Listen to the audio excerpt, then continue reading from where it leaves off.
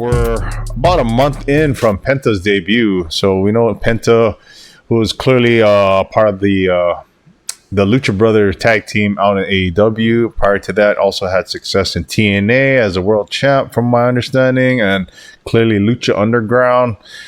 So he's in WWE, guys. Month in, what do you guys think of him? How you guys feel? Like, is he kind of like lived up to the hype? Did you not know about him prior to this? What were your thoughts? I personally have never heard of Penta before he came to the WWE. So my take is pretty fresh. You know what I mean? Like as a wrestler himself, dude. Like I like his energy. He kind of reminds me of a mix of like Rey Mysterio and La Parka. Oh Okay. man, La Parka was one of my favorites from back in WCW, and he kind of gives that vibe to me. With Kind of high with energy. the chair. Yeah, dude. Like, you know what I mean? He kind of brings that energy, and it's a real high energy. It's kind of infectious, dude. I really like him as a wrestler. His showing at the Royal Rumble, considering that was his very first one, dude. I mean, he showed out. I loved it. Dude, it's funny because like when I'm going to WWE, like they kind of scale back a little bit of your moveset, and this guy's known to do some pretty crazy stuff.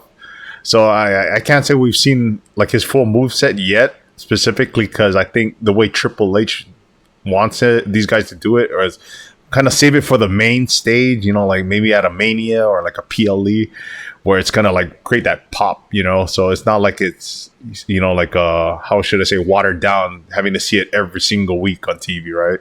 So for me, Penta, right, little throwback is when I'm not really familiar with Penta, right? So Pentagon, that's the name, Penta, right? So when I was young, I watched this luchador legend. His name was Octagon, right? Octagon was cool. He's like he's a legend lucha, right? So I thought this guy was doing a play on Octagon, right? And this dude, when I started hearing him interview, you could see like this guy's got it. Whatever it is, this man has it. So humble. Because I respect Rey. I respect Rey Mysterio, but I want to be the first Penta. Yeah. Don't get me wrong. He's my idol, all that stuff, but I'm going to throw him out of the Rumble if I get him. So then, fast forward, he makes his debut in the Royal Rumble. Now, this guy, he gets, like, he's number 2. And I'm like, oh, shoot. Like, him and Rey, number 1 and 2, that's like, past and present. Yeah. That you can see. Long-term storytelling.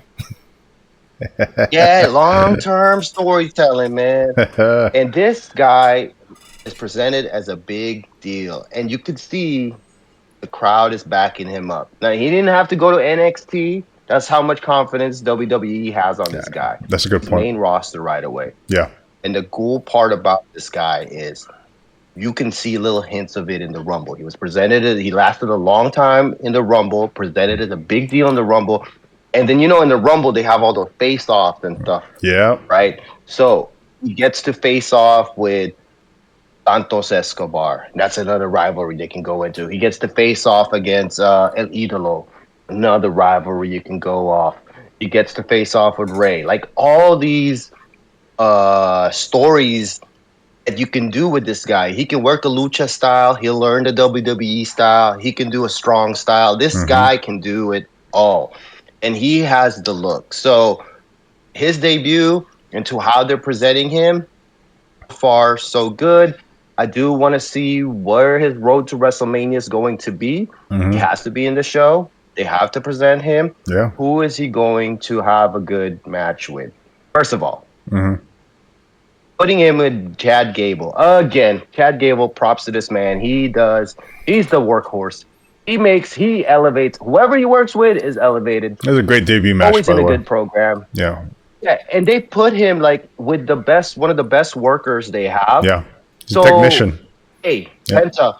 Yeah, Penta, we're going to make you look good. You can do all your moves. You can do this. And Chad Gable's going to be able to adapt with you. And Chad Gable's going to elevate himself. And he's going to elevate you. So his road to WrestleMania, it's going to be fun to watch. Mm-hmm. Do you think they will? Do you guys think that they'll give him a spot at Elimination Chamber? Not Chamber for me. Nah, I don't think so.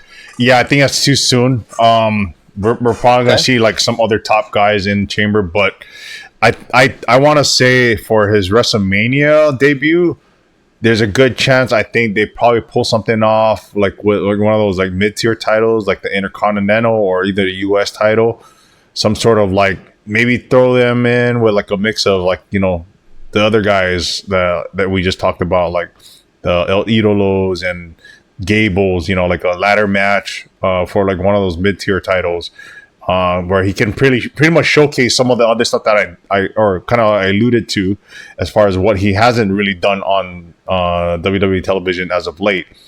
So there's that alternative, I would say, if he doesn't have like a one-on-one with like a Rey Mysterio or or another like luchador. I got one. Okay. So this guy has massive heat, and Penta's the new face. Put him in a program with Dom. Put this guy in a program with Dom. Dom's got massive heat right now. You put Penta there as the face. Done, man.